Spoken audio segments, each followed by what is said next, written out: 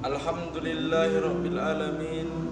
Wassalatu wassalamu ala asrafil anbiya'i wal mursalin wa ala alihi wa sahbihi ajma'in, amma ba'd.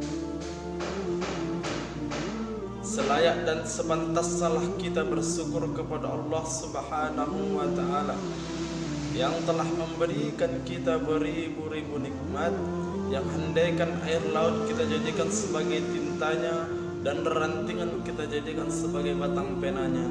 Tentulah kita tidak akan sanggup untuk menulis nikmat-nikmat yang telah Allah berikan kepada kita.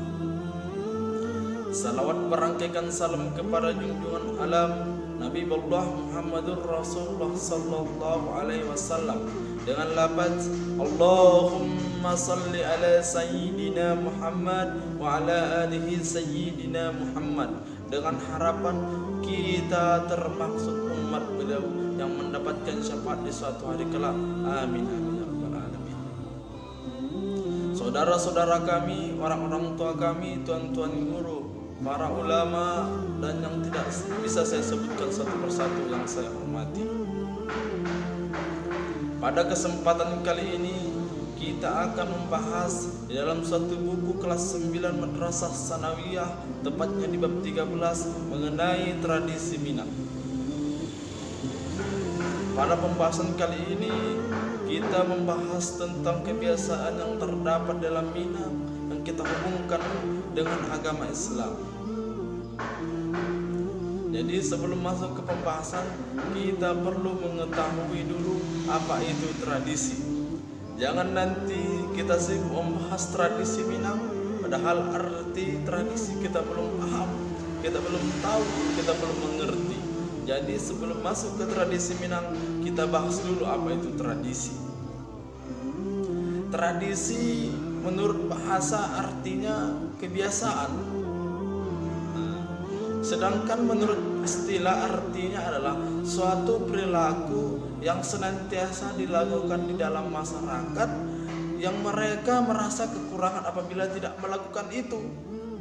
Itu arti menurut istilah. Jadi bisa kita simpulkan bahwa tradisi adalah suatu kebiasaan di dalam suatu masyarakat yang telah mendarah daging pada mereka.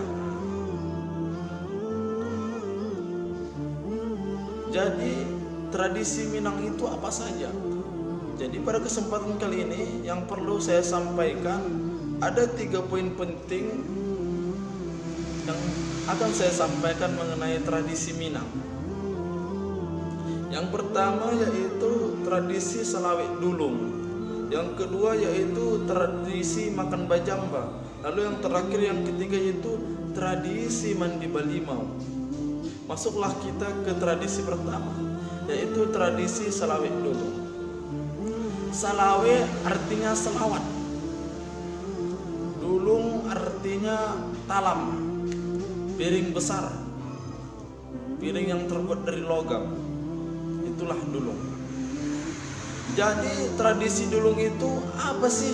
Tentu kita akan perlu memahaminya, karena banyak orang mengatakan yang tidak sepaham dengan kita, mengatakan bahwa tradisi itu adalah haram.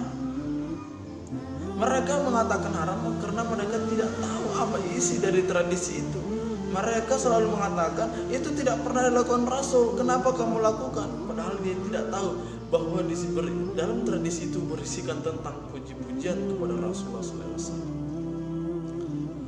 Tradisi itu apa? Tradisi itu merupakan yaitu salawat dulung, tadi artinya logam, salawat yang beriringkan dengan ketukan logam tadi, dengan ketukan piring besar tadi. Jadi isi dari salawat dulung itu adalah menceritakan tentang perjuangan Nabi, menceritakan tentang kehidupan Nabi, menceritakan betapa pedihnya yang dirasakan Nabi mulai ia berjuang di Mekah sampai ia berjuang di Madinah sampai ia wafat. Jadi salawat dulung itu bertujuan untuk menghadirkan suasana pada diri kita sendiri, untuk menghadirkan rasa cinta kita, memupuk rasa cinta kita kepada Nabi Muhammad Rasulullah SAW. Jadi ini adalah suatu cara agar kita tahu bagaimana sudah jauhnya perjuangan Rasulullah, sehingga kita senantiasa untuk melakukan apa-apa yang telah diperintahkan oleh Rasulullah SAW. Tradisi pertama itulah dia mengenai salawat. Masuklah kita tradisi kedua, yaitu tradisi makan bajamba. Makan artinya memasukkan sesuatu melalui mulut kita ke dalam kerongkongan kita sehingga rasa lapar kita akan hilang. Bajamba artinya bersama-sama. Jadi makan bajamba ini adalah suatu kita bersama-sama makan, dua atau lebih dalam satu kelompok. Jadi yang tradisi makan bajamba ini telah ditetapkan dalam satu tempat tertentu, baik itu dalam satu ruangan ataupun itu dalam satu lapangan, tidak ada masalah. Jadi tradisi makan bajamba adalah tradisi yang kita lakukan makan secara bersama-sama, yang hadirnya makan bajamba ini pada hari-hari besar, pada upacara-upacara besar. Contohnya pada hari raya Idul Fitri, contohnya pada hari raya Idul Adha, makan bersama, atau upacara-upacara pesta bisa. Jadi tradisi ini adalah tradisi menghadirkan rasa cinta kita antar sesama kita untuk menumbuhkan saling rasa persaudaraan antar kita. Karena Rasulullah SAW bersabda, belum sempurna iman suatu kaum apabila ia belum mencintai saudaranya sendiri seperti yang mencintai dirinya sendiri. Itulah dia. Jadi salawat dulu ini menghadirkan rasa cinta, rasa kasih sayang antar sesama masyarakat ataupun antar sesama yang hadir dalam tradisi tersebut. Jadi dalam suatu tradisi menghadirkan suasana senang juga, suasana bahagia, karena kita bisa bersama-sama, bisa berkumpul bersama, bisa bercerita bersama, bisa mengenal bersama tentunya. Lalu yang ketiga yaitu tradisi yang terdapat di Minang adalah tradisi mandi balimau. Mandi balimau ini adalah tradisi yang dilakukan satu hari akan datangnya bulan Ramadan. Mandi balimau ini adalah tradisi yang diiringi dengan mandi wajib atau mandi junub.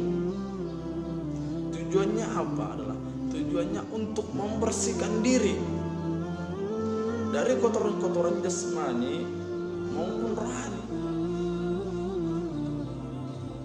Jadi setelah di dalam mandi balimau ini kita akan hadir kepada kita yaitu sugesti bahwa dalam melaksanakan bulan puasa Ramadan kita keadaan suci, bersih baik jasmani maupun rohani. Jadi mereka banyak mengatakan tradisi mandi balimau itu bid'ah karena mereka tidak paham akan isinya.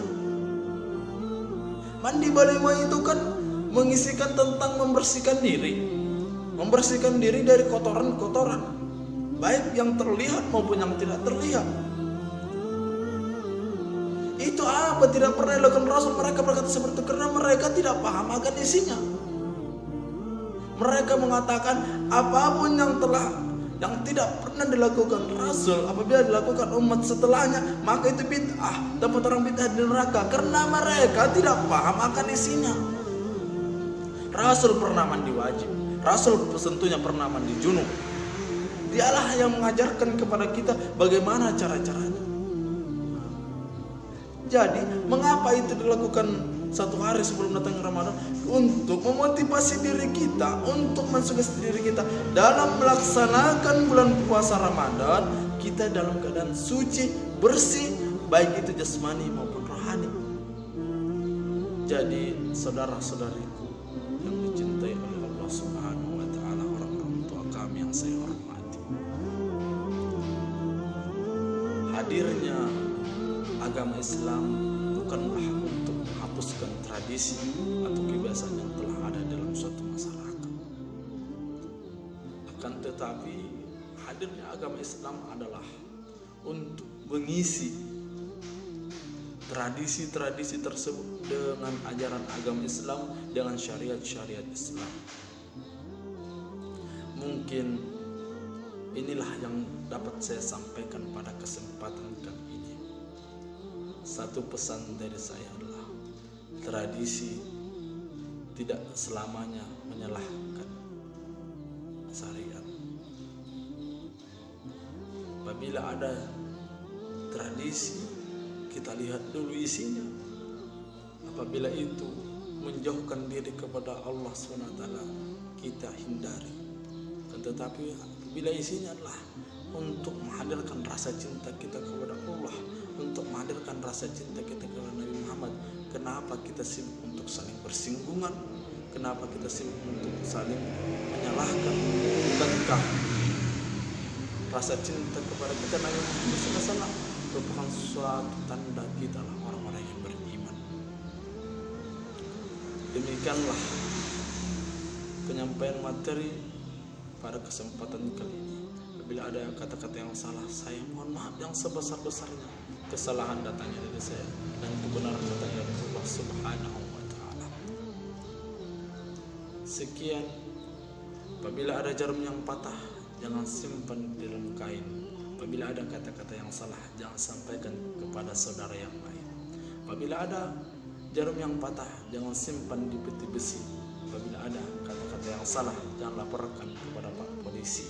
Sekian, wassalamualaikum warahmatullahi wabarakatuh.